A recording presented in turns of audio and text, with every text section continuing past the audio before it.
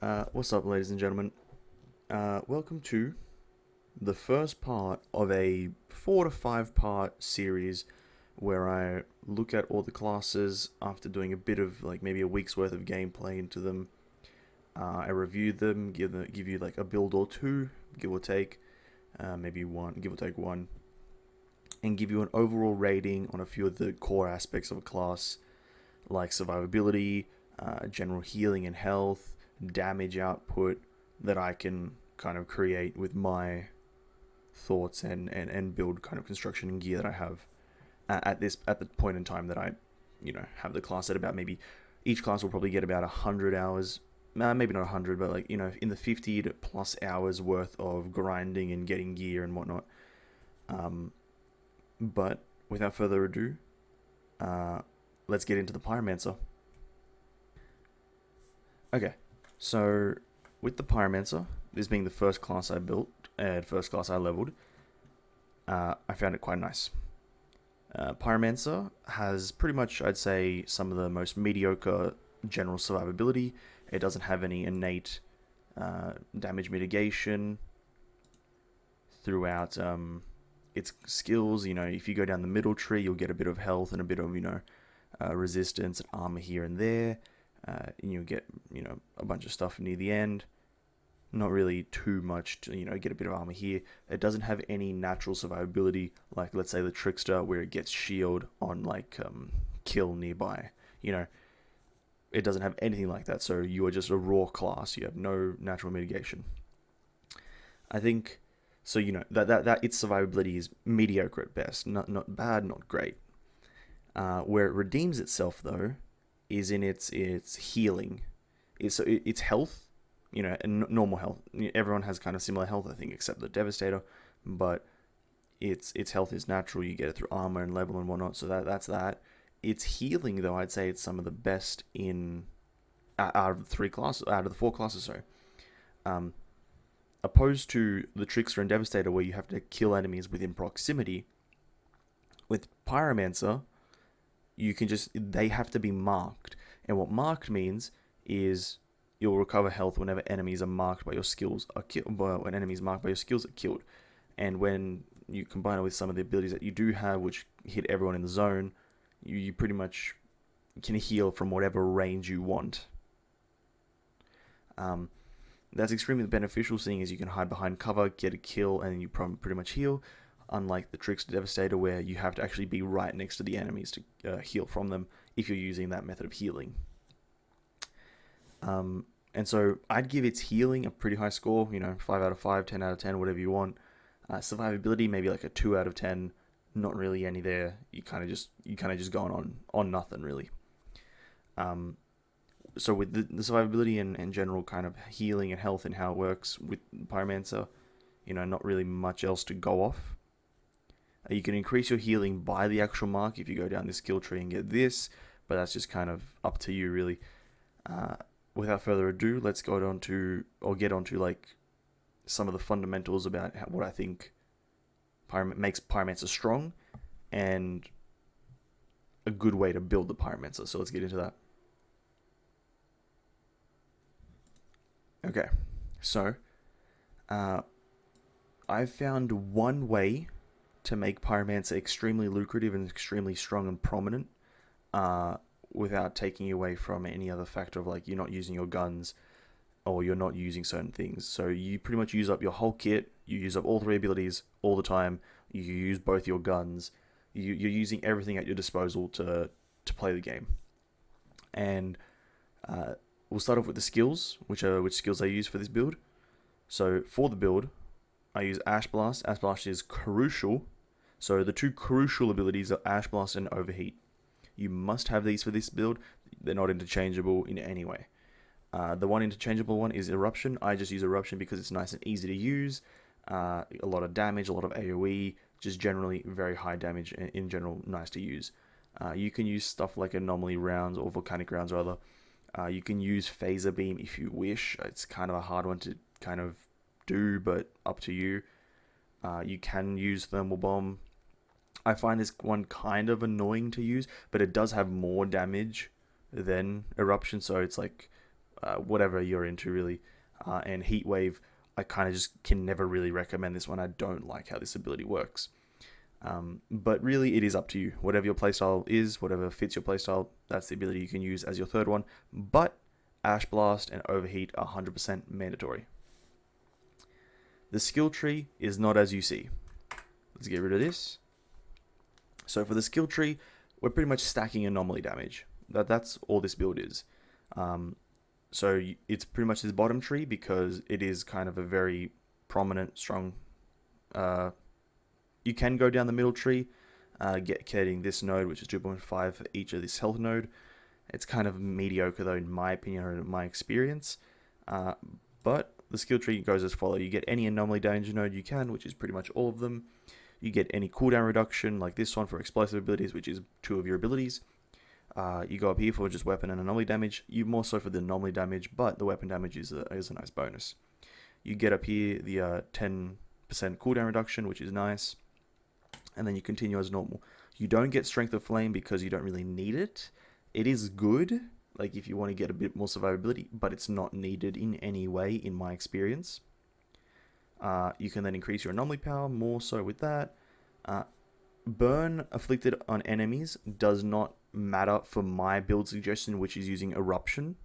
But if you do choose to use something like Phaser Beam, it would actually prove quite strong. I'm not going to take a Meltdown because I don't set enemies on fire, so we'll skip that. We'll continue as normal. You don't take the skill damage, you take the resistance just because it's better.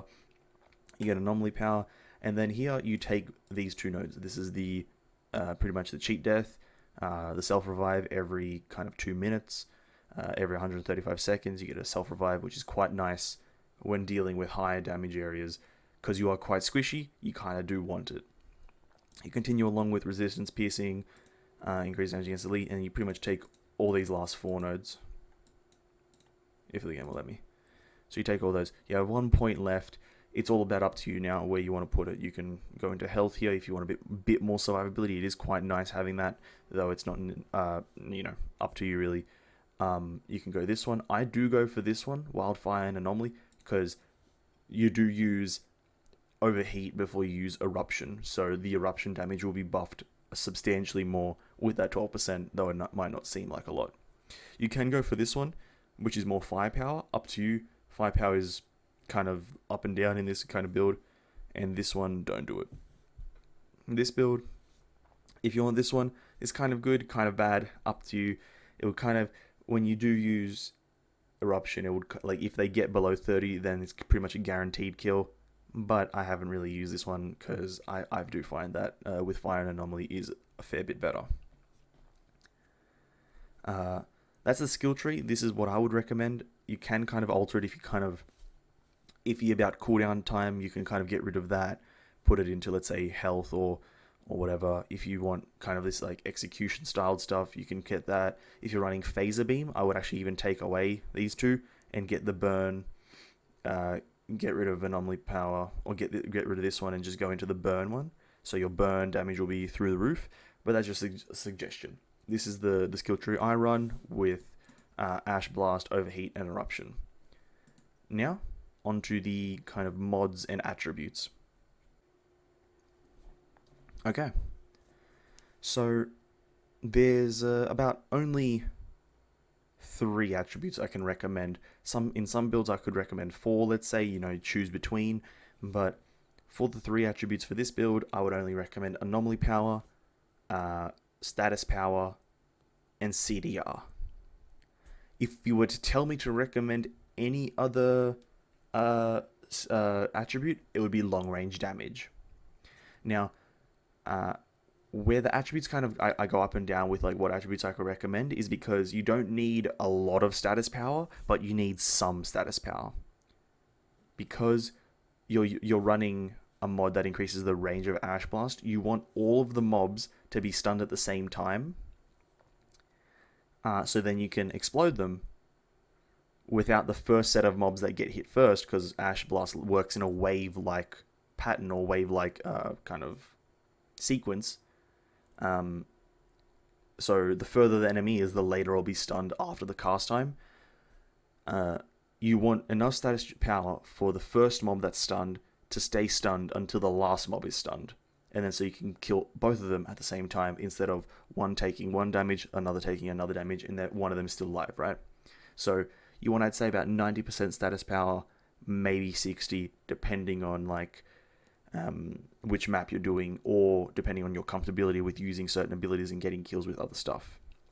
But anomaly power is, you need that on every piece. It's the best thing for now. You get a lot of anomaly power, more damage, easy.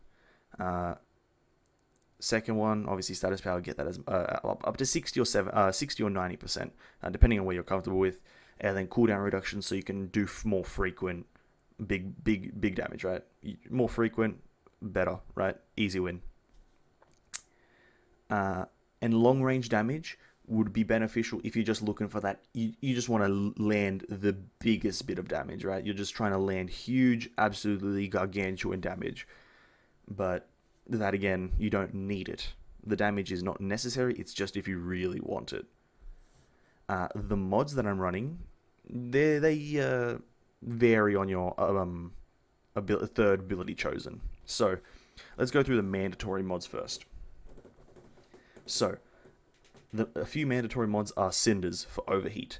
The skill consumes ash instead of burn. The reason you want that is because you're running Ash Blast into overheat. Pretty much, instead of having to burn the enemies, use ash. Simple as that. Second mandatory mod would be Overheat's Sunburnt. Increase by X amount of damage to enemies that have their statuses consumed by the skill. So pretty much, when you use Overheat on enemies that are afflicted with ash, they will take X amount of damage. That's the raw ability damage without status anomaly power, I'm pretty sure. I think. But, don't quote me on that. But they take a lot of damage. Third, mandatory mod is Overheat's Phoenix Force. It pretty much, for each status consumed up to 10, gain X amount of anomaly power, depending on your gear level. Reason you want this one into that third ability is because that third ability's damage will be absolutely jacked. Like that third ability that you cast, be it Phaser, Beam, Thermal Bomb, whatever you're running, that ability is going to be absolutely huge. It's going to do massive damage. Other than that, there's no real mandatory mod. Ash Armor Down is definitely useful, but for the most part, it isn't mandatory.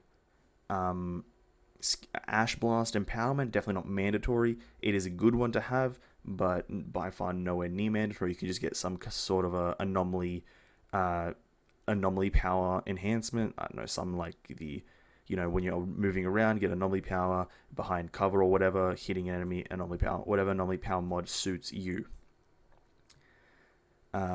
Like this, Unstoppable Force, increase your anomaly power by 50% of your resistance piercing. This one, generally good, kind of useful here and there. It gives you a fair chunk of anomaly power just baseline really.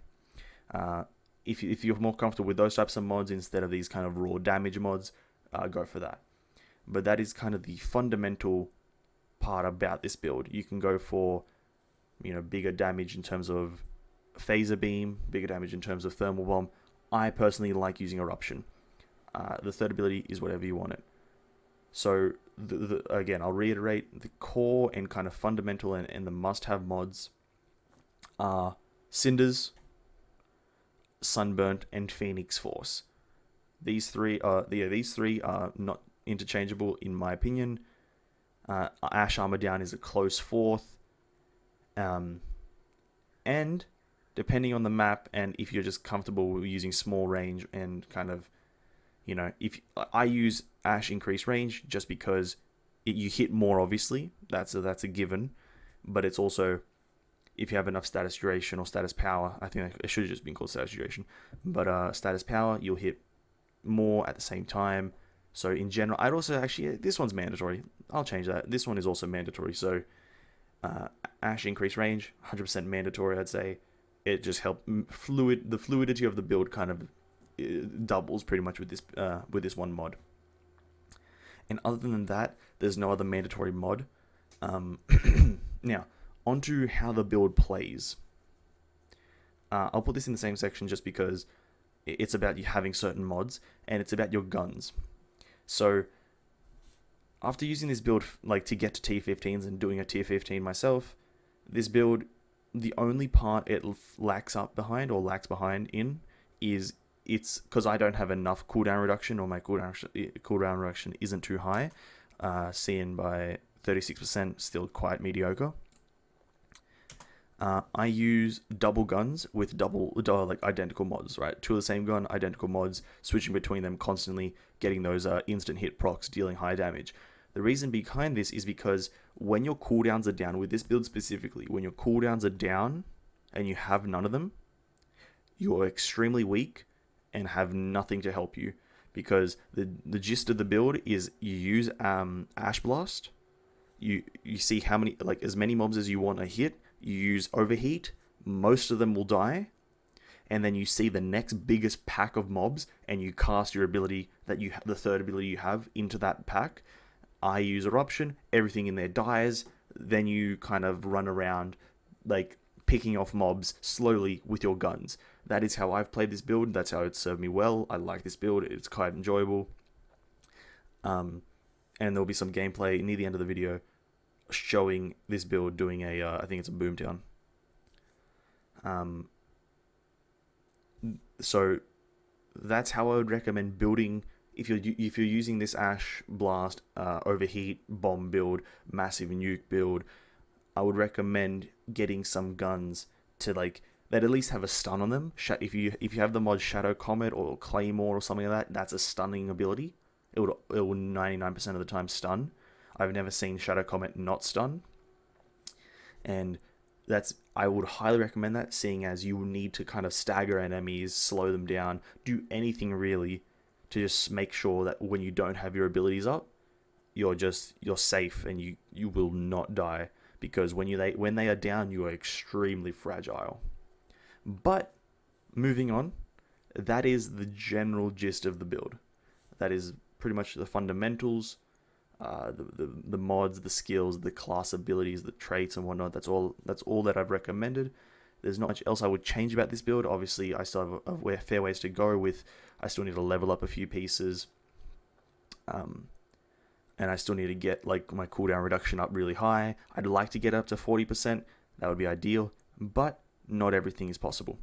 So, without further ado, I'll just show some gameplay of me using this build in a Boomtown. I think it's a 13.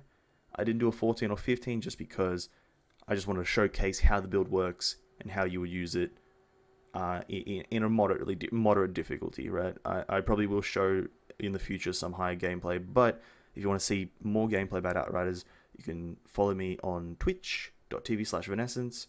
I stream almost every day. Like kind of like what, I don't know, Eastern Australian time, like 6 to 10.